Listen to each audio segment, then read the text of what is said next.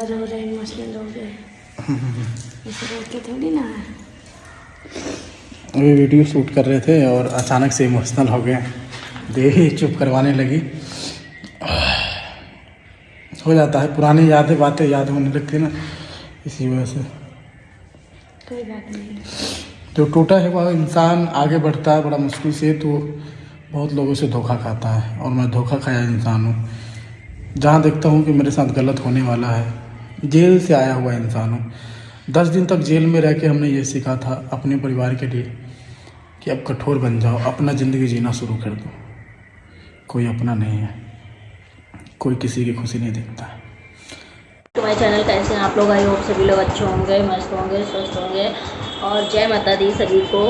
तो गाइस, आप लोगों ने देखा होगा, शायद ब्लॉग देखा होगा तो आप लोगों को पता होगा कि राजा भैया जो हैं तो उन्होंने मतलब फिर से सिंपैथी क्रिएट किया और उन्होंने लिखा कि मुझे सबकी सबको याद करके मैं बहुत ज़्यादा मतलब बहुत याद आ रही, मैं बहुत ज़्यादा रोने लगा और रोने का एक्टिंग भी कर रहे थे। उनकी वाइफ जो है उन्हें चुप करा रही थी, तो आप लोगों ने वीडियो में देखा होगा। लेकिन राजा भैया जो बोल रहे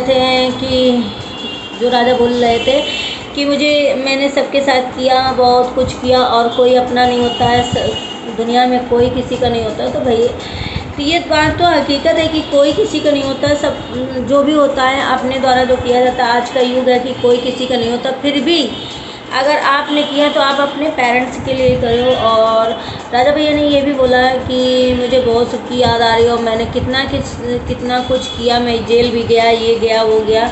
तो ये सब चीज़ें क्या है ना कि जब पेरेंट्स बोलते हैं कि मैंने बहुत कुछ किया, मैंने 9 महीने आपको पेट में रखा, मैंने खिलाया पिलाया बड़ा किया, तो हर किसी का हिसाब तो वैसे भी बोलते हैं सभी लोग कि पेरेंट्स का जो हिसाब होता है कभी बच्चे चुका नहीं पाते। तो उसी तरीके राजा भैया आप भी अगर इसी तरीके की आपकी सोच जो है, आप अगर दूसरे के प्रति भी सोचेंगे तो शायद यही उनको भी फील हो रहा होगा, उनको भी लग रहा होगा कि उन्होंने तो आपको इतना मतलब सक्सेस कर दिया अपना, कितना कुछ। अगर आप किसी के प्रति जेल गए, घर परिवार के प्रति जेल गए या बहन की वजह से गए या घर की वजह से गए या किसी के, तब तो आप जैसा अभी आप बोल रहे हो, आप लोगों ने सुना होगा कि जेल जाने वाली। तो इसके पहले जब वो जेल गए थे तो वीडियो में डालते थे कि मतलब मुझे कुछ लोग सिर्फ वीडियो के चक्कर में परेशान कर रहे हैं, ना कि पेरेंट्स के पीछे आप जेल गए थे।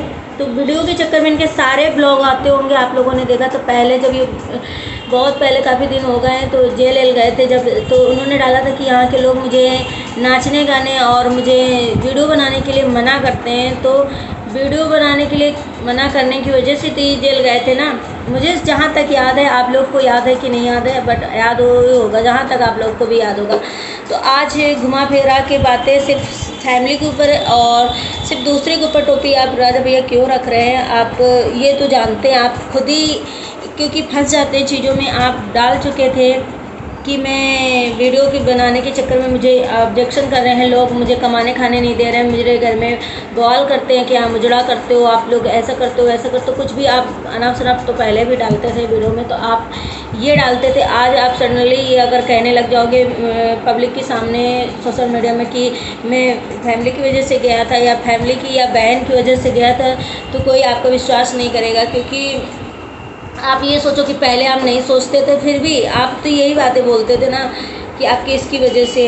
तो चलिए ये हो गया। उसके बाद आपको जैसे सबकी याद आ रही, कोई आपका नहीं है। तो आपको आज थोड़े दिन से लगने लगा है, जब से आपकी मैरिड हो गई, ये आपके पापा बोल रहे हैं। और उसके बाद जब से आपकी मैरिड, तब से आपको ये लगने लगा है। उसके पहले उन लोग के लिए भी सोचिए कि आप उन लोग की क्या मतलब बीत रही होगी, वो लोग क्या महसूस कर रहे होंगे आपके लिए। तो यही चीज़ें होती हैं राजा भैया सबके प्रति। आप हमेशा अगर यही एक तरफा चीज़ें सोचने लग जाएगा हर इंसान, तो कभी भी ऐसा नहीं है कि पेरेंट्स की कभी गलतियां नहीं होती हैं पेरेंट्स की गलतियां होती हैं, बहुत ज़्यादा गलतियां होती हैं, कभी कभी बहुत ज़्यादा गलतियां होती हैं पेरेंट्स की भी। कभी कभी पेरेंट्स इतना ज़्यादा गलत होते हैं कि बच्चे बिल्कुल भी नहीं गलत होते, फिर भी गलत साबित हो जाते हैं।